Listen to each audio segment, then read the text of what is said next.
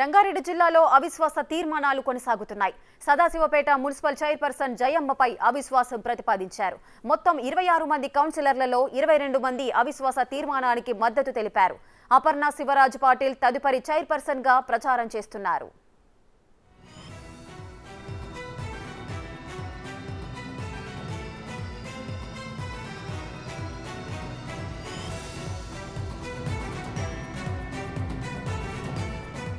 సంగారెడ్డి జిల్లాలో అవిశ్వాస తీర్మానాలు కొనసాగుతున్నాయి. సదాశివపేట మున్సిపల్ చైర్పర్సన్ జయమ్మపై అవిశ్వాసం ప్రతిపాదించారు.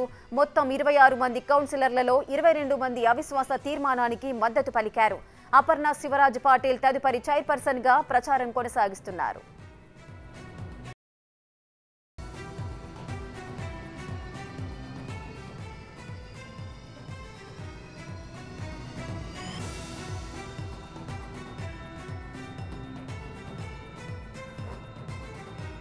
మున్సిపాలిటీకి సంబంధించి ఈరోజు 26 మంది కౌన్సిలర్లలో 22 మంది కౌన్సిలర్లు అవిశ్వాసానికి మద్దతు తెలుపుతూ కలెక్టర్ గారిని కలవడం జరిగింది. కలెక్టర్ గారు మేము ఇచ్చినటువంటి అర్జీని తీసుకొని సానుకూలంగా స్పందించి చట్ట ప్రకారం చర్య తీసుకోవడం జరుగుతుందని చెప్పేసి మాకు తెలియపరచడం జరిగింది. ఏదైతే ఈ నిర్ణయం ఉందో రాజ్యాంగం ద్వారా చట్టం ద్వారా 4 సంవత్సరాల తర్వాత చైర్మన్ పదవి వేరే వారు తీసుకోవచ్చు అనేది అయితే 2019 చట్టం 37 సెక్షన్ ప్రకారం చైర్మన్ పై అవిశ్వాసం ప్రవేశపెట్టవలసి ఉన్నది అని చెప్పేసి చెప్తున్నటువంటి సందర్భాన్ని మేమందరం గ్రహించి చట్టానికి లోబడి ఈరోజు చైర్మన్ గారిపై అవిశ్వాసం పెట్టడం జరిగింది. బీఆర్ఎస్ పార్టీ తరఫున మేమందరం అవిశ్వాసంలో పాల్గొనడం జరిగింది. అదే రకంగా చైర్మన్ గారిపై ఉన్నటువంటి ఆరోపణలు ఏవైతే ఉన్నాయో అవన్నీ కూడా పరిగణలోకి తీసుకోవడం జరిగింది. కౌన్సిలర్లందరూ పార్టీలకు అతీతంగా ఈరోజు 22 మంది కౌన్సిలర్లు అవిశ్వాసానికి మద్దతు తెలపడం జరిగింది.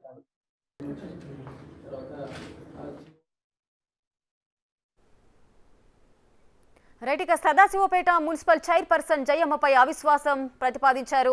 మొత్తం 22 మంది అవిశ్వాస తీర్మానానికైతే మద్దతు పలికారు. మరింత సమాచారం మా ప్రతినిధి దుర్గారెడ్డి అందిస్తారు. రైట్ దుర్గారెడ్డి, చెప్పండి. ఈ అవిశ్వాస తీర్మానానికి సంబంధించి 22 మంది అవిశ్వాస తీర్మానానికి మద్దతు తెలిపారు కాబట్టి తను తప్పుకొని నెక్స్ట్ చైర్పర్సన్ అపర్ణ శివరాజ్ అవుతారు అని చెప్పి ప్రచారం జరుగుతోంది. దీనికి సంబంధించిన అప్డేట్స్ ఏంటి? రేఖ, సంగారెడ్డి జిల్లా సదాశివపేట మున్సిపాలిటీ 4 సంవత్సరాల నుంచి సదాశివపేటలో 26 వార్డులలో ఒక్కడికి కూడా డెవలప్మెంట్ లేదు, అభివృద్ధి నోచుకోలేదు, మురికి కాలువల నిర్మాణం జరగలేదు. జేఆర్ఎస్ పార్టీ అన్ని చెప్పుడు మాటలే చెప్పింది. మున్సిపల్ చైర్మన్ గతంలో ఎక్కడికి కూడా బయటకు వెళ్ళి అక్కడ సమస్యలు ఏమున్నది, వాటి పరిష్కార మార్గాలు ఏంటి అని ఎప్పుడు కూడా పరిష్కరించలేదు. కనుక మేము గతంలోనే ఒకేసారి అవిశ్వాస తీర్మానం ప్రవేశపెట్టడం జరిగింది. దాంతో పాటు ఆనాటి రాష్ట్ర ఆర్థిక ఆరోగ్య శాఖ మాజీ మంత్రి హరీష్ రావు, అదేవిధంగా మాజీ ఎమ్మెల్యే చింత ప్రభాకర్ ఆధ్వర్యంలో వాళ్ళంతా కూర్చుని ఒక నిర్ణయం తీసుకొని డెవలప్మెంట్ చేస్తామని హామీ ఇవ్వడంతో 2 సంవత్సరాలు ఆగారు.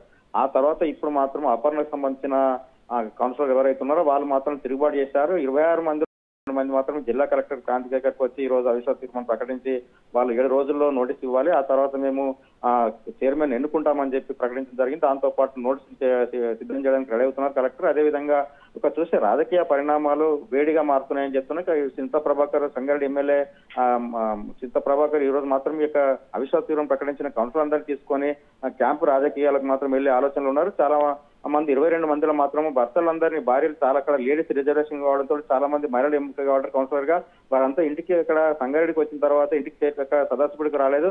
మార్గ మధ్యంలోనే సంప్రదింపులు నడుస్తున్నాయి. ఒకవేళ నిజంగానే క్యాంపు రాజకీయాలకు తీసుకెళ్తారా, విశ్వాస తీర్మానం నెగ్గుతుందా లేదా అనే సందిగ్ధం నెలకొంది. అదేవిధంగా వారం రోజుల్లో నోటీస్ ఇచ్చిన తర్వాత ఎంతమంది అయితే అవిశ్వాస తీర్మానం ప్రకటించిన వాళ్ళు కరెక్ట్ ఉంటారు, ఈ క్యాంపు రాజకీయాలలో ఎంత క్లియర్ అవుతారనేది వేసుకోవాల్సిన అవసరం ఉంది రేఖ. అదేవిధంగా ఉమ్మడి మెదక్ జిల్లాలో కేసీఆర్ పట్టున్న జిల్లాలోనే అవిశ్వాస తీర్మానం రావడంతో కొంత రాజకీయ వర్గాల కొంత ఆందోళన అయితే నెలకొంది Rekha. Right, thank you Durga Reddy, thanks for the details.